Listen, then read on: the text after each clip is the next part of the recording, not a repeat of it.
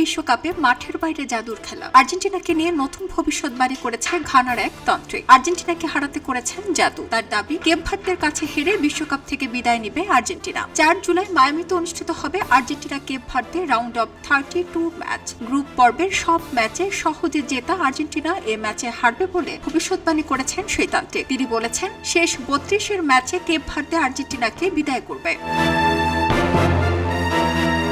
এর আগে হ্যারি কেইনকে নিয়ে তান্ত্রিক নানা কোওয়াকু বনসাম বলেছিলেন, আমি কেইনের উপর জাদু করছি। আমি তার বড় কোনো ইনজুরি চাই না, তবে আমার দেশের বিরুদ্ধে তাকে আটকে রাখার জন্য যতটুকু দরকার ততটুকুই জাদু করব। ঘানাকে জেতাতে আমি আমার কাজ করব। ম্যাচ শেষে সেই তান্ত্রিক দাবি করেন, আমি বিশ্বের সবচেয়ে শক্তিশালী তান্ত্রিক। এবার আমি হ্যারি কেইনকে মুক্ত করে দেব, যাতে সে পরের ম্যাচে গোল করতে পারে। কেইন আমার শত্রু নয়, শিগগিরই আমার এক সন্তানের নাম আমি হ্যারি রাখবো।